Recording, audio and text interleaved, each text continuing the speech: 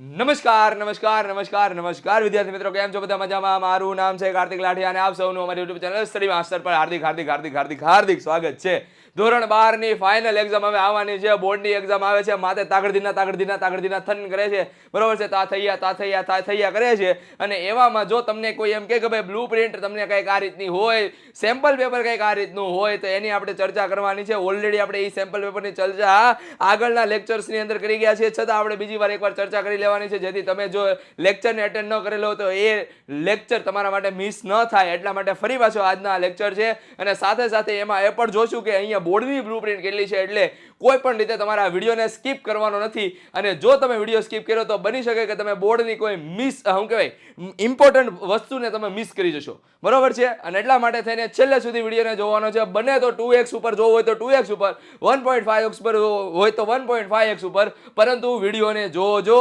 આખો પહેલેથી લઈને છેલ્લે સુધી. ક્લિયર? સૌથી પહેલા આપણે સ્ટાર્ટ કરીએ કે પ્રશ્નના પ્રકાર. રેડી? પાર્ટ એ ની અંદર આપણને બધાને ખબર છે કે ભાઈ 50 માર્ક્સના એમસીક્યુ હોય છે. ભાઈ 50 માર્ક્સના એમસીક્યુ, એની અંદર કોઈ ઓપ્શન આવતા નથી, બરોબર? એમસીક્યુ ની અંદર કોઈ ઓપ્શન ન હોય. ચાલો પછી પાર્ટ બી ની વાત કરવામાં આવે તો પાર્ટ બી ની અંદર સેક્શન એ બી સી હોય, બરોબર છે? સેક્શન એ બી સી માં ટૂંકા જવાબ હોય, જેને શોર્ટ આન્સર એસે 1 કીધેલા છે. ટૂંકા જવાબી પ્રશ્નોમાં એસે 2 કીધેલા છે, મતલબ કે 2 માર્ક્સ અને 3 માર્ક્સ. ઓકે, અને પછી આપણને લાંબા પ્રશ્નો કીધા છે એલે, લોંગ આન્સર, બરોબર છે? આ કેટલા માર્ક્સના હશે? તો કે 4 માર્ક્સના હશે. ભાઈ બહેનો, હવે આપણે વિકલ્પ વગર, અચ્છા, હવે આપણને ખબર છે કે આપણી જે પરીક્ષા લેવાની છે એ પરીક્ષા કેવી છે? જનરલ ઓપ્શન સાથેની છે, બરોબર છે? અને જનરલ ઓપ્શન માટે તમારે સેક્શન એમાં 8 સવાલ લખવાના થશે, ફરજિયાત છે. અને ઓપ્શન સાથે જો તમને કહે તો 12 સવાલ છે. 12 માંથી કોઈ પણ 8 સવાલ લખવાના છે. સિમ્પલ વસ્તુ છે. 9 માંથી કોઈ પણ 6 સવાલ લખવાના છે અને 6 માંથી કોઈ પણ 4 સવાલ લખવાના છે. એમ 18 સવાલ તમારે સેક્શન બી ની અંદર ફરજિયાત એટલે ફરજિયાત અટેમ્પ્ટ કરવાના છે અને છે જ. કેટલામાંથી? 27 માંથી. એનો મતલબ એમ નહીં કે ભાઈ આખા શું કહેવાય સેક્શન બી, સેક્શન એ અને સેક્શન સી ના થઈને 3 ના થઈને 18, બરોબર છે? નતર આમાં શું થાય ખબર છે કે સેક્શન એ અને સેક્શન બી ના લખશે, ભાઈ સેક્શન સી ના નહીં લખે. એલા ગાંડા, હું તમને શું કહું તો કે આ બધા થઈને તમારે 18 કમ્પ્લીટ કરવાના છે, બરોબર છે? ઓકે, અને જો માર્ક્સની વાત કરવામાં આવે તો સેક્શન એ છે તમારો 16 માર્ક્સનો, બરોબર છે? સેક્શન બી છે તમારો 18 માર્ક્સનો, સેક્શન સી છે 16 માર્ક્સનો, અને ટોટલ તમારો 50 માર્ક્સ. અને 50 ને 50 થાય 100, અને 100 માર્ક્સનું તમારું પેપર રહેવાનું છે. એ તો બધાય જાણો છો. ક્લિયર છે? ચાલો હવે આપણે આગળ જોઈએ. અને આ તમારું આખું બ્લુ પ્રિન્ટ છે, માળખું છે, બરોબર છે? શું કીધેલું છે તો કે વિદ્યુત ભારો અને વિદ્યુત ક્ષેત્ર આપણને 6 માર્ક્સના એમસીક્યુ પૂછાઈ શકે છે, 2 માર્ક્સનો એક સવાલ, અથવા તો ઓપ્શન સાથે જોવા જાવ તો 4 માર્ક્સના સવાલ પૂછાઈ શકે છે, 4 માર્ક્સનું પૂછાઈ શકે છે. ક્લિયર છે? 4 માર્ક્સનો સવાલ નહીં પણ 4 માર્ક્સનું પૂછાઈ શકે છે, બરોબર? ચાલો પછી તમે ચેપ્ટર નંબર 2 જો તો 5 માર્ક્સના એમસીક્યુ, બરોબર? 3 માર્ક્સના સવાલ, 3 માર્ક્સનું ચેપ્ટર નંબર 2 છે, અથવા તો ઓપ્શન સાથે જોવા જાવ તો 7 માર્ક્સનું ચેપ્ટર નંબર 2 છે. ચાલો એના પછી જો ત્રીજા ચેપ્ટરની વાત કરવામાં આવે તો 3 માર્ક્સના એમસીક્યુ છે, 6 માર્ક્સનું તમારે લખવાનું છે ટોટલ ફરજિયાત, અને 9 માંથી લખવાનું છે, બરોબર છે? એટલે 9 માંથી 6 માર્ક્સ આપવાના છે. ક્લિયર છે? એના પછી જો ચોથા ચેપ્ટરની વાત કરવામાં આવે તો 4 માર્ક્સના એમસીક્યુ છે. રેડી? 3 માર્ક્સના સવાલ છે. ઓકે, એનો મતલબ કે 3 માર્ક્સનું આ ચેપ્ટર નંબર 4 છે, પાર્ટ બી ની અંદર છે. એમાં કોઈ ઓપ્શન આપવામાં આવશે નહીં. સેમ ટુ સેમ તમારું જે 5મું ચેપ્ટર છે એ 3 માર્ક્સનું ટોટલ છે. કેટલા માર્ક્સનું છે? 3 માર્ક્સનું. ક્લિયર? અને એમાં જો 1 માર્ક્સનો એમસીક્યુ છે અને 2 માર્ક્સનો એક સવાલ હોઈ શકે. ઓકે, અને એમાં કોઈ એટલે કોઈ ઓપ્શન નથી, મતલબ કે આ બે ચેપ્ટરની અંદર કોઈ ઓપ્શન નથી. એના પછી છઠ્ઠા ચેપ્ટરની વાત કરવામાં આવે તો છઠ્ઠા ચેપ્ટરમાં 4 માર્ક્સના એમસીક્યુ, બરોબર છે? 3 માર્ક્સનો એક સવાલ, અથવા તો જે રીતે પૂછવો હોય એ રીતે પૂછી શકાય. 3 માર્ક્સનો એક જ સવાલ પૂછાઈ શકે, બરોબર? અને 5 માર્ક્સનો તમારે ઓપ્શન સાથે, મતલબ કે આમાં તમને 2 માર્ક્સનો એક સવાલ ઓપ્શનમાં મળી જવાનો છે. ઓકે, એના પછી આપણે વાત કરીએ પ્રત્યાવર્તી પ્રવાહ, ચેપ્ટર નંબર 7. એમાં 2 માર્ક્સના એમસીક્યુ, 6 માર્ક્સના સવાલ, બરોબર છે? અને 9 માર્ક્સ ટોટલ જનરલ ઓપ્શન સાથે છે. એનો મતલબ એમ છે કે આમાં 3 માર્ક્સના 3 સવાલ પૂછી શકાય. ક્લિયર છે? અથવા તો જો 4 માર્ક્સના પૂછવા હોય તો 4 માર્ક્સનો એક સવાલ, 2 માર્ક્સનો એક સવાલ. વૈધા કેટલા? તો કે વૈધા તમારા ત્રીજી 3, તો એક 3 માર્ક્સની અંદર પણ પૂછી શકાય. ક્લિયર છે? ચાલો હવે વાત કરીએ કે ભાઈ 8મો ચેપ્ટર છે, એમાં 2 માર્ક્સના એમસીક્યુ છે, પાર્ટ બી માં કોઈ સવાલ પૂછાવાના નથી. ઓકે, ચાલો એના પછી 9મા ચેપ્ટરની વાત કરવામાં આવે તો 9મા ચેપ્ટરમાં 2 માર્ક્સનો સવાલ, 2 માર્ક્સના એમસીક્યુ છે, 7 માર્ક્સનું ચેપ્ટર નંબર 9 છે. ઓપ્શન સાથે જોવા જાવ તો 9 માર્ક્સનું થાય. એનો મતલબ કે 2 માર્ક્સનો એક સવાલ ઓપ્શન સાથે આવી શકે. ક્લિયર છે? ચાલો પછી તરંગ પ્રકાશ શાસ્ત્ર, 2 માર્ક્સનું ચેપ્ટર, એમસીક્યુ છે, 5 માર્ક્સના તમારા સવાલ પૂછાવાના છે અને 5 માર્ક્સ જ તમારા ઓપ્શન સાથે છે. એનો મતલબ કે આમાં તમને કોઈ ઓપ્શન મળવાના નથી. એના પછી વિકિરણ અને દ્રવ્યના દ્વૈત પ્રકાર છે, એની અંદર 5 માર્ક્સના MCQ, 2 માર્ક્સનો એક સવાલ અથવા તો એના બદલામાં 3 માર્ક્સનો એક સવાલ આવે તો અહીંયા તમને ઓપ્શન મળવાનો છે. એના પછી આપણે વાત કરીએ કે 12મા ચેપ્ટરની અંદર 12મા ચેપ્ટરમાં 4 માર્ક્સના MCQ, 5 માર્ક્સનો સવાલ અને સાથે સાથે 5 માર્ક્સના જનરલ ઓપ્શન સાથે છે. મતલબ કે આની અંદર પણ તમને કોઈ ઓપ્શન મળવાનો નથી. ઓકે, એના પછી આપણે વાત કરીએ 13મું ચેપ્ટર, બરોબર છે. 13મા ચેપ્ટરની અંદર ન્યુક્લિયસમાં 5 માર્ક્સના MCQ, 5 MCQ પૂછાઈ શકે છે. ઓકે, પછી આપણને કીધેલું છે કે 4 માર્ક્સના સવાલ. અચ્છા, એની સાથે સાથે તમારે 4 માર્ક્સનો એક સવાલ પૂછાઈ શકે. 4 માર્ક્સની સવાલની સાથે 2 માર્ક્સનો એક અથવામાં પૂછાઈ શકે. મતલબ કે જનરલ ઓપ્શનમાં આનો ગણાઈ જાય. ક્લિયર છે? તો અહીંયા તમારું 13મું ચેપ્ટર છે. અને 14મા ચેપ્ટરની વાત કરવામાં આવે તો 14મા ચેપ્ટરમાં 5 MCQ છે, બરોબર છે. 2 માર્ક્સનો એક સવાલ અને 6 માર્ક્સનો એક સવાલ. એનો મતલબ કે 2 માર્ક્સનો એક સવાલ કમ્પલસરી છે, 4 માર્ક્સનો એક સવાલ તમારે ઓપ્શનમાં આવવાનો છે. ક્લિયર છે? અને એમ કરતા કરતા તમારા ટોટલ 50 માર્ક્સ થઈ જાય છે. અને ઓપ્શન સાથે જોવા જાવ તો 75 માર્ક્સ થઈ જાય છે. એનો મતલબ કે તમે 15 માર્ક્સનું લેટ ગો કરી શકો. વિચાર કરો કે આમાંથી તમે કોઈ એવું ચેપ્ટર છે જે તમને અઘરું લાગે છે. સપોઝ કે આજ પ્રત્યાવર્તી પ્રવાહ તમને અઘરું લાગે છે, કર્યું જ નથી, તો 9 માર્ક્સ તમારે આમનામ કાઢી નાખવાના. તો બાકી બધામાં રળી જાઓ તો તોય તે તમારા 75 માંથી 9 બાદ કરો, 64 માર્ક્સમાંથી તમારે 50 લાવવાના છે. તમને શું લાગે છે? નથી એટલું બધું ઈઝી કે નથી એટલું બધું હાર્ડ, બરોબર છે? એટલે એ સમજો. ઓકે, પછી નીચે એક મસ્ત મજાની સૂચના મારી છે, બરોબર છે. તમારી આંખને ન જોવી ગમે એવી કે ભાઈ પ્રકરણ દીઠ અણુભાર નમૂનાના પ્રશ્ન પત્ર મુજબ છે જે બદલાઈ શકે છે. મતલબ કે આ 4 માર્ક્સની બદલે 5 માર્ક્સ થઈ શકે છે, આ 7 માર્ક્સની બદલે 6 માર્ક્સ થઈ શકે છે, જે બદલાઈ શકે છે, પરંતુ યુનિટ દીઠ ગુણભાર બદલાવવો જોઈએ નહીં. મતલબ કે આવડો આ ગુણભાર છે, આ 25 25 25 બદલાવવો જોઈએ નહીં. ક્લિયર છે? અચ્છા, આ સિવાય હું તમને બીજી વસ્તુ કહું કે ભાઈ અહીંયા તમારે છે ને એક આખું યુનિટ સ્કીપ કરી દેવો ને તોય હાલે. જો આ તમારું યુનિટ કેટલા માર્ક્સનું છે? તો કે આ યુનિટ 25 માર્ક્સનું છે. બાકીના યુનિટ કેટલા માર્ક્સના થઈ ગયા? 75 માર્ક્સના થઈ ગયા. રેડી? કેટલા માર્ક્સના થઈ ગયા? 75 માર્ક્સના. અચ્છા, 75 માર્ક્સના થઈ ગયા હોય તો એના કારણે થઈને 75 માર્ક્સનું તમારે લાવો ઓપ્શન સાથે તમને કહો પાર્ટ બી માં, બરોબર છે. હજી 50 માર્ક્સ એડ કરો એટલે 125 માર્ક્સનું પેપર થાય, બરોબર છે. અને 125 માંથી તમારે આ 25 કાઢવા, એ જેવા તેવા નથી, 100 માર્ક્સનું પેપર તમારું વધે, બરોબર છે. બાકીના 3 ઓલા થઈને. ક્લિયર છે? એટલે તમે એક આખું યુનિટ સ્કીપ કરો, પણ હું એવી સલાહ આપતો નથી, કારણ કે આખું યુનિટ સ્કીપ કરવા બની શકે કે ભાઈ આ બાકીના 3 યુનિટ તમને આમ તો પરફેક્ટ આવડવા જોઈએ, બરોબર છે. તો એવું તો કઈ થવાનું નથી. તો એના માટે થઈને ક્યારે પણ આખું યુનિટ સ્કીપ ન કરી શકાય, પણ એક ચેપ્ટરને સ્કીપ કરવું હોય તો આરામથી કરી દો, બરોબર છે. નથી આવડતું રહેવા દો, પણ 1-2 ચેપ્ટર એમ થાય અડધા તેમ કરી નાખશે કે હાલો સાહેબ અડધું નથી આવડતું, અડધું કાઢી નાખે. એલા ભાઈ એમ ન હોય, બરોબર. ચાલો હવે એના પછી જોઈએ કે વર્ષ 2024-25 નું આપણને માળખું આપેલું છે, બરોબર છે, પ્રશ્નપત્રનું માળખું. તો સેક્શન એ 1 માર્ક્સના 50 MCQ આવશે. પાર્ટ બી ની અંદર સેક્શન એ ની અંદર 12 પ્રશ્નો છે, એમાંથી આપણે કોઈ પણ 8 લખવાના છે અને પ્રત્યેકના 2 માર્ક્સ છે, એટલે 16 માર્ક્સ થઈ ગયા. પછી તમે જોવા જાઓ તો સેક્શન બી ની અંદર ટૂંકા પ્રકારના જવાબ છે, બરોબર છે. અને એમાં 9 માંથી કોઈ પણ 6 લખવાના છે, અને એ 6 ના 3 માર્ક્સ ગણો એટલે કેટલા થાય? 18 માર્ક્સ થાય. ક્લિયર? ચાલો હવે એના પછી આપણે સેક્શન સી ની વાત કરવામાં આવે તો સેક્શન સી ની અંદર વિસ્તૃત જવાબ પ્રકારના 4 ગુણના 6 પ્રશ્નો, એમાંથી આપણે લખવાના 4 અને પ્રત્યેકના 4 માર્ક્સ હોય તો 16 માર્ક્સ આ થઈ ગયા. એનો મતલબ કે પાર્ટ બી ની અંદર સેક્શન એ તમારો 16 માર્ક્સનો, સેક્શન બી તમારો 18 માર્ક્સનો અને સેક્શન સી 16 માર્ક્સનો થઈ જાય છે. અને નોંધ લખવાની એ છે કે ભાઈ પાર્ટ એ માટે 1 કલાકનો સમયગાળો હોય છે, પાર્ટ બી માટે 2 કલાકનો સમયગાળો હોય છે. પ્રશ્નપત્રમાં આવેલ આકૃતિ, ચિત્ર, આલેખ આધારિત પ્રશ્નો હોય ત્યાં દ્રષ્ટિહીન વિદ્યાર્થીઓ માટે પ્રશ્નના વિકલ્પમાં અન્ય પ્રશ્ન મૂકવાનો રહેશે, બરોબર છે. આ તો આપણે જ્યારે સોલ્યુશન કરાવ્યું હતું ત્યારે પણ આપણે જોયેલું. તો અહીંયાથી હવે આપણું મોડલ પ્રશ્નપત્ર શરૂ થાય છે, જે આપણને ક્યાં આપેલું છે? તો કે આપેલું છે આપણને બ્લુ પ્રિન્ટની અંદર જ ગુજરાત બોર્ડનું જ આ આખું પ્રશ્નપત્ર છે, બરોબર છે. અને ઓલરેડી આપણે આને સોલ્વ કરી ગયા છીએ, છતાં એકવાર જે વિદ્યાર્થીઓને નથી આવડતા સવાલ, એ સવાલ ઉપર આપણે નજર મારવાની છે, બરોબર છે. અને જો ડિટેલની અંદર જોવું હોય તો એ વિડીયો જોઈ શકે છે. ક્લિયર? ચાલો હવે આપણે વાત કરીએ કે સમાન બાહ્ય વિદ્યુત ક્ષેત્રમાં મૂકેલા વિદ્યુત ડાયપોલ પર લાગતા ટોર્કનું સૂત્ર.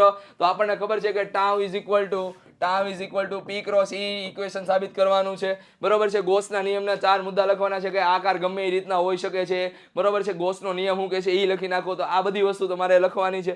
એના પછી આ જો ફક્ત અહીંયા છે ને એમ કીધેલું છે ફક્ત દ્રષ્ટિહીન વિદ્યાર્થીઓ માટે, મતલબ કે આવડો આ સવાલ ક્લિયર છે. કારણ કે આવડો આ સવાલ છે એ વિદ્યાર્થીઓ ન લખી શકે, જે દ્રષ્ટિ નથી જેમની પાસે, બરાબર છે, એ વિદ્યાર્થીઓ ન લખી શકે તો આ સવાલ લખી શકે.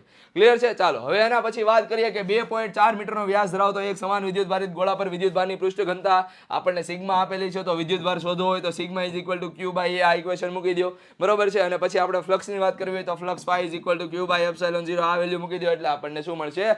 આન્સર મળશે. વિસ્ટન બ્રિજ એટલે શું? બરોબર છે. વિસ્ટન નામના વૈજ્ઞાનિકે જે બ્રિજની રચના કરી એને આપણે વિસ્ટન બ્રિજ નામ આપેલું છે અને તેનો સિદ્ધાંત સમજાવવાનો છે, અજ્ઞાત અવરોધ સમજાવવાનો છે, ગેલોનોમીટરમાંથી પ્રવાહ થતો આખો બ્રિજ છે એ બેલેન્સ થાય એટલે વચ્ચેના ભાગમાંથી આપણને પ્રવાહ કેવો મળી જાય છે? 0 મળી જાય છે. એવું બધું લખવાનું છે અહીંયા. અથવા તો જે દ્રષ્ટિહીન વિદ્યાર્થીઓ છે એના માટે ક્રિચોફના બંને નિયમો ફક્ત લખવાના છે. બરોબર છે. જો એક વસ્તુ ધ્યાન રાખજો કે અહીંયા આપણે ફક્ત નિયમો લખવાના છે. નિયમો લખવાના હોય તો બંને નિયમના 1 માર્ક્સ એટલે 2 માર્ક્સ થાય. ક્લિયર. પણ જો એને સમજાવવાના કીધા હોય તો એ 3 માર્ક્સનો સવાલ આવી શકે. ચાલો એના પછી આપણે વાત કરીએ ચોથો સવાલ. એક નાના ગજિયા ચુંબકને તેની અક્ષની 0.25 ટેસ્લાના નિયમિત બાહ્ય ચુંબકીય ક્ષેત્ર સાથે 30 ડિગ્રીનો ખૂણો બનાવે છે. તે રીતે મુકતા 4.5 × 10⁻² જૂલ જેટલું ટોર્ક ઉદ્ભવે છે. તો મેગ્નેટિક મોમેન્ટનું સૂત્ર શું આવશે? Torque tau is equal two mb sin θ. આ ઇક્વેશન મૂકી દો એટલે આપણને આન્સર મળશે. ચુંબકીય ક્ષેત્રમાં ક્ષેત્રને લંબરૂપે યુ આકારની વાહકની બે ભુજાઓ પર ગતિ કરતા સળિયાના ઉદ્ભવતા ગતિકીય ઈએમએફનું એપ્સિલોન ઇઝ ઇક્વલ ટુ બાઉલી આ ઇક્વેશન સાબિત કરવાનું છે. અથવા તો ફક્ત દ્રષ્ટિહીન વિદ્યાર્થીઓ છે તો પ્રેરકત્વ કયા પરિબળ પર વધારે રાખે છે? તો એના આટાની સંખ્યા છે. બરોબર છે. કેવો મટીરિયલ છે એના ઉપર આધાર રાખશે. એનું ઓરિએન્ટેશન કઈ રીતનું છે એના ઉપર આધાર રાખશે. ફ્લક્સ કેટલું સંકળાય છે એના ઉપર આધાર રાખશે. એરિયા કેટલો છે એ બધા ઉપર આધાર રાખવાનો છે. પ્રેરકત્વનો એસઆઈ એકમ આવે હેનરી અને એના પરિમાણ આપણે દર્શાવવાના છે. 27 મિલી હેનરી ઇન્ડક્ટર સાથે 30 માઇક્રોફેરાડનું સંપૂર્ણ વિદ્યુત ભારિત કેપેસિટર જોડેલ છે. તો પરિપથમાં જોડાતા અથવા તો થતા મુક્ત વિદ્યુત ભારના દોલનોની કોણીય આવૃત્તિ કેટલી હશે? બરોબર છે. અને કોણીય આવૃત્તિ માટેનું ઇક્વેશન છે omega is equal two 1/√LC. Clear. Value મૂકી દો એટલે જવાબ મળશે. ચાલો સમબાજુ પ્રિઝમ માટે delta is equal two I + E - A નું સૂત્ર સાબિત કરવાનું છે. તો એના માટે તમારું ઓલું ત્રિકોણ દોરવાનું છે. પછી 2 ત્રિકોણ લેવાના હતા. એમાં એક ઇક્વેશન સાબિત કર્યું હતું A is equal two R1 + R2. બરોબર છે. અને પછી આપણે એમ કરતા આપણને આ ઇક્વેશન મળતું હતું. ક્લિયર. ચાલો હવે આપણને શું કરવાનું છે તો કે જો ભાઈ 7મા સવાલ જે વિદ્યાર્થીઓને દ્રષ્ટિ નથી એમના માટે નીચે આપેલો છે. ક્લિયર. કે ઓપ્ટિકલ ફાઇબરના કોઈ પણ 2 ઉપયોગો જણાવવાના છે. તો ભાઈ ઓપ્ટિકલ ફાઇબરનો પહેલો ઉપયોગ છે કનેક્શન માટે. ઓકે. અને બીજી વસ્તુ છે કે આપણે ગમે ત્યારે મેળામાં જઈએ છીએ ને એ બધી વસ્તુ આપણે જોઈએ છીએ. ઓલો આમ સ્ટ્રિંગ હોય છે. બરોબર છે. તો એટલા માટે થઈને હાઈ સ્પીડ ડેટા ટ્રાન્સફર માટે પણ ઓપ્ટિકલ ફાઇબર આપણે વાપરીએ છીએ. ચાલો એના પછી આપણે વાત કરીએ યંગના 2 સ્લિટના પ્રયોગ કરીને 2 સ્લિટ વચ્ચેનું અંતર d બરાબર સ્મોલ d બરાબર 0.28 મિલીમીટર છે. પડદો d બરાબર કેપિટલ D બરાબર 1.4 મીટર દૂર રહેલો છે. મધ્યસ્થ પ્રકાશિત શલાકા અને સૌથી પ્રકાશિત શલાકા વચ્ચેનું અંતર 1.2 સેન્ટીમીટર માપવામાં આવે છે. તો પ્રયોગમાં તરંગની લંબાઈ કેટલી હશે? તરંગ લંબાઈ કેટલી હશે? તો એના માટે ઓલું સૂત્ર આવે છે xn is equal two n lambda d/d. જ્યાં સ્મોલ d ઉપર આવશે ને કેપિટલ D નીચે આવશે. ક્લિયર. ચાલો લેઝર વડે 6 × 10⁻14 હર્ટ્ઝ આવૃત્તિનો એક રંગી પ્રકાશ ઉત્પન્ન કરવામાં આવે છે અને તેમનો પાવર આપેલો છે 2 × 10⁻³ વોટ. પ્રકાશની કિરણાવલીમાં રહેલા ફોટોની સંખ્યા p is equal two ne. બરોબર છે. આ ઇક્વેશન તમે મૂકશો એટલે તમને આન્સર મળી જાય. બરોબર છે. ચાલો આ n છે એકમ સમયમાં પસાર થતા ફોટોનની સંખ્યા.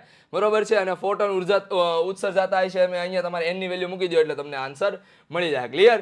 અચ્છા હવે અહીંયા જો ફોટોનની ઉર્જાની વાત કરવામાં આવી તો E ઇઝ ઇક્વલ ટુ આપણે લખી શકાય sorry I is equal two આપણે લખી શકાય I is equal two E/AT.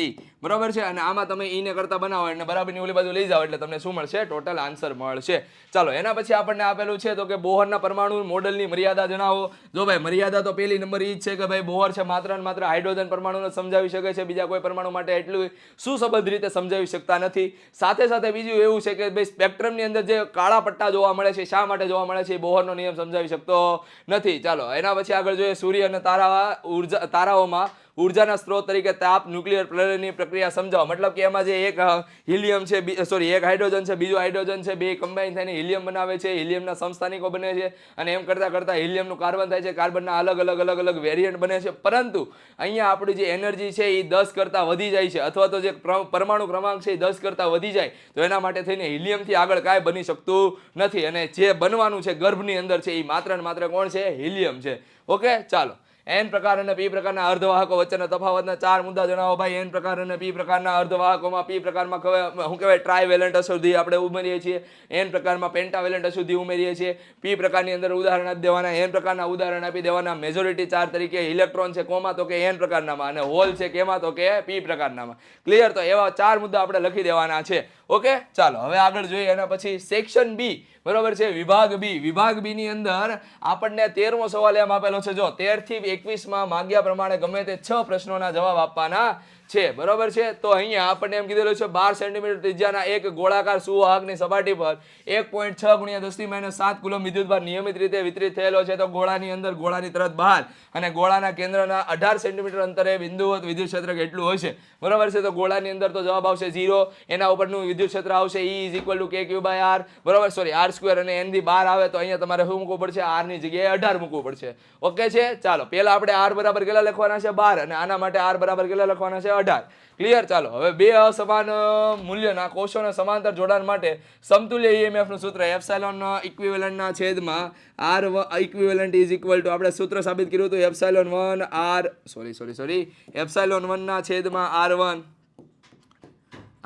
Plus epsilon 2 ના છેદમાં r2, બરોબર. આ ઇક્વેશન સાબિત કરેલું હતું, આ ઇક્વેશન સાબિત કરવાનું છે. અથવા તો આપણે એક ઇક્વેશન બીજું સાબિત કર્યું હતું epsilon equivalent = epsilon r1 plus epsilon r2 ના છેદમાં r1 પ્લસ r2, બરોબર છે. આ ઇક્વેશન સાબિત કર્યું હતું, આ ઇક્વેશન પણ તમે સાબિત કરી શકો છો. અચ્છા, શું કે આપણે દ્રષ્ટિહીન વિદ્યાર્થીઓ માટે નીચેનો સવાલ આપેલો છે કે વિદ્યુત પ્રવાહ ઘનતા એટલે શું, બરોબર છે. એકમ ક્ષેત્રફળને લંબ આડછેદમાંથી પસાર થતા, એકમ આડછેદમાંથી પસાર થતા વિદ્યુત પ્રવાહને આપણે શું કહીએ છીએ? વિદ્યુત પ્રવાહ ઘનતા કહીએ છીએ. વિદ્યુત પ્રવાહ ઘનતાના પદમાં ઓહમનો નિયમ સાબિત કરવાનો છે, J = σE.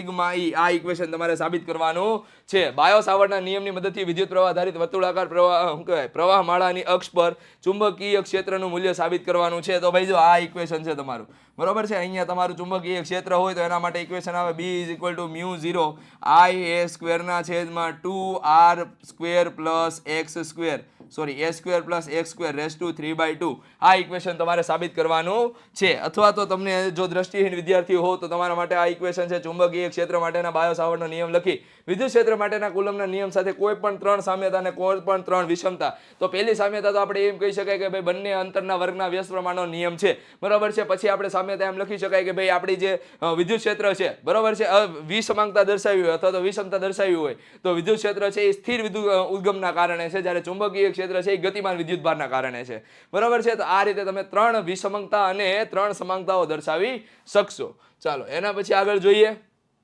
ચુંબકીય ક્ષેત્ર બી, આડછેદનું ક્ષેત્રફળ a અને સોલેનોઇડની લંબાઈ l ના પદમાં સોલેનોઇડને સંગ્રહિત ચુંબકીય, એક આપણને સૂત્ર ખબર છે કે 1/2 Li², બરોબર છે.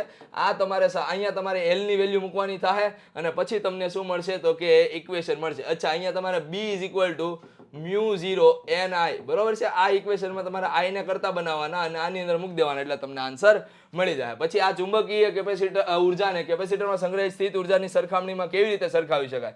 તો ભાઈ કેપેસિટરની અંદર ઉર્જા આ રીતે સંગ્રહ થાય છે ε0 E², અને આની અંદર સંગ્રહ થાય છે 1/2 b²/μ0, બરોબર છે. આ રીતે ઉર્જા સંગ્રહ થાય છે.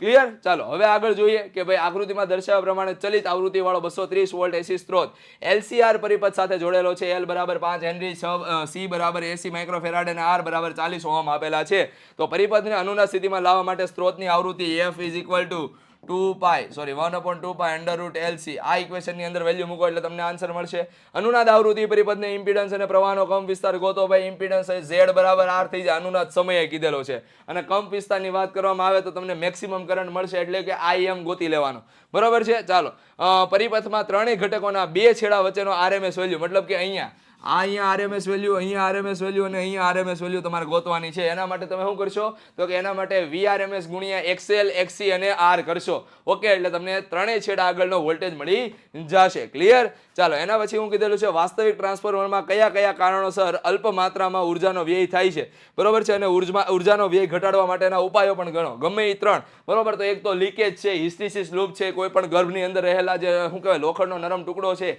એની હિસ્ટ્રીસિસ લૂપ છે, બરોબર છે. ઉષ્મા ઉર્જાના કારણે હીટ લોસ થાય છે, એના કારણે પાવર શું થઈ જાય છે, ઘટી જાય છે. તો આ બધા એના ડિસએડવાન્ટેજ છે. એને ઓછું કરવા માટે શું કરવું જોઈએ? તો ભાઈ જો લીકેજ થતું હોય તો એના માટે આપણે એક મીડિયમ એવું વિકસાવવું જોઈએ, બરોબર છે. પછી એમાં ઉષ્મા ઉત્પન્ન થતી હોય તો એને હીટ સિંક મૂકવી જોઈએ, જેથી જેટલી ઉષ્મા મળે છે એ બધી ગુમાવાઈ જાય. ઓકે, ચાલો. અથવા તો કરંટને આપણે કેવો કરી દેવાનો? ઓછો કરી દેવાનો, જેથી કરીને હીટ પણ કેવો, અથવા તો કરંટનો ઓછો કરી કાંઈ નહીં, પણ અવરોધ ઓછો કરી દેવાનો, બરોબર. અવરોધ ઓછો કરી નાખો એટલે હીટ કેવી થઈ જાય? ઓછી થઈ જાય.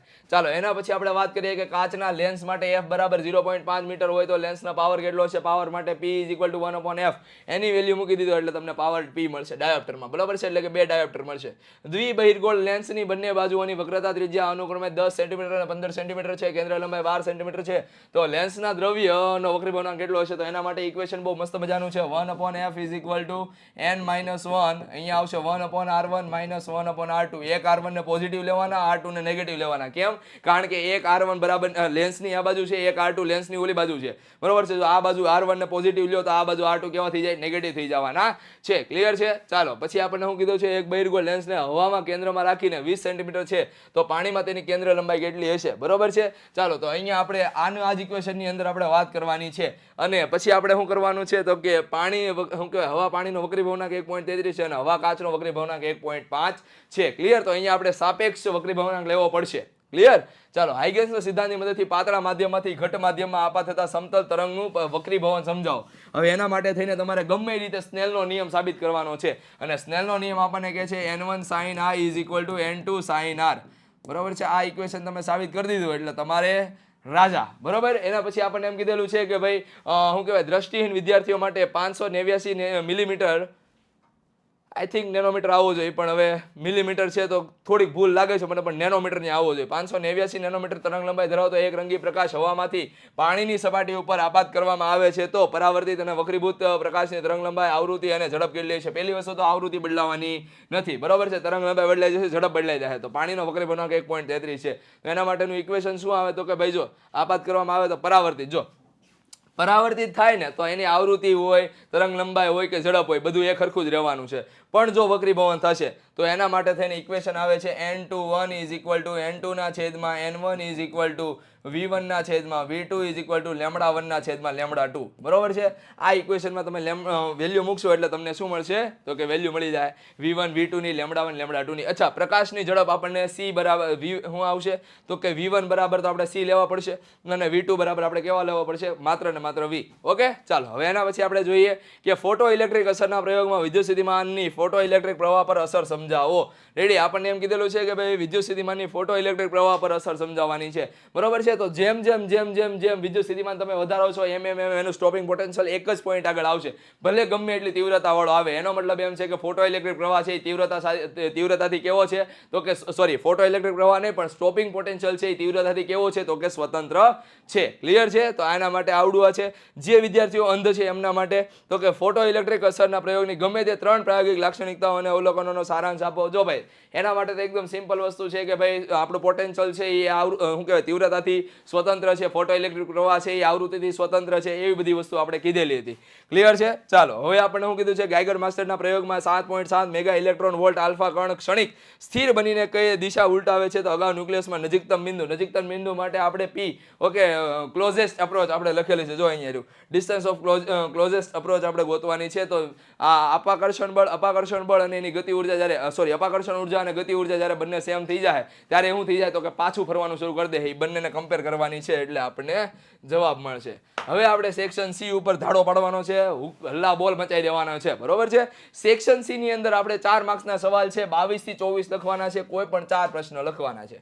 સમાંતર પ્લેટ કેપેસિટર પર કેપેસિટરનું સૂત્ર, કેપેસિટન્સનું સૂત્ર મેળવો તો C = ε0A/d, બરોબર છે. અને 1 ફેરાડે બહુ મોટો એકમ છે. શા માટે? તો એનું પાછળનું કારણ પણ સમજો કે ε0 ની વેલ્યુ તમને ખબર છે, બરોબર છે. અને d ની વેલ્યુ તમે સમજી લો કે 1 સેન્ટીમીટર રાખી છે. તો એના કારણે એરિયા એટલો બધો મોટો મળે છે કે એટલી મોટી પ્લેટ વાળી એરિયા વાળી આવડી મોટી પ્લેટ વાળી શું કહેવાય એરિયા વાળી પ્લેટ લઈને આવી ક્યાંથી? બરોબર છે. અને એટલા માટે થઈને આ બહુ મોટો એકમ છે એમ કહી શકાય. ચાલો, એના પછી હું કીધું છે ફક્ત દ્રષ્ટિહીન વિદ્યાર્થીઓ માટે તો દરેક 9 પાઇકો ફેરાડે ધરાવતા 3 કેપેસિટરોને શ્રેણીમાં મૂકેલો છે, બરોબર છે. આનું સંયોજન તો આપણને બધાને આવડે કે 1/C equivalent = 1/C1 + 1/C2 + 1/C3. ચાલો એના પછી આ સંયોજનને 120 વોલ્ટના સપ્લાય સાથે જોડવામાં આવે તો દરેક કેપેસિટરને સમાંતર વિદ્યુત સ્થિતિમાનનો તફાવત કેટલો આવે? તો બધાનો ટોટલ ચાર્જ ગણી લો અને ચાર્જ ગુણ્યા તમે એનો વોલ્ટ શું કહેવાય કેપેસિટન્સ કરી નાખો એટલે તમને શું મળશે? તો કે આખા વોલ્ટેજ મળી જાય. બરોબર છે. અહીંયા જો બધાના કેપેસિટન્સ સમાન છે ને તો બધી જગ્યાએ સ્થિતિમાન કેવા મળવાના છે? સમાન મળવાના છે. 120 ના 3 ભાગ કરીએ ને 3 છે ને, હા 3 ભાગ કરીએ ને તો 40 ત્રણેયનો આપણને 40 વોલ્ટ મળશે.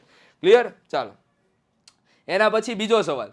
ઓકે, આ શ્રેણી માટે હતો ને, હવે સમાંતર માટે થઈ ગયો. સમાંતર માટે 2, 3 અને 4 નો આપણે શું કરવાનો છે? સમતુલ્ય અવરોધ ગોતવાનો છે. તો એના માટે શું કરશું ભાઈ?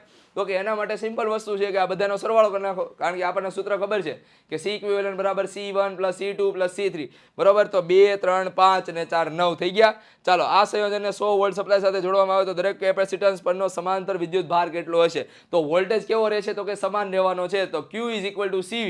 એના પરથી આપણે જો ચાર્જની વેલ્યુ ગોતીએ કે તો કઈ મળશે? તો કે 2 × 100 કરીએ તો 200, 3 × 100 કરીએ તો 300, 4 × 100 કરીએ તો 400. ક્લિયર છે? તો એટલો ચાર્જ મળશે, પણ કેમાં? પાઇકોકુલમમાં.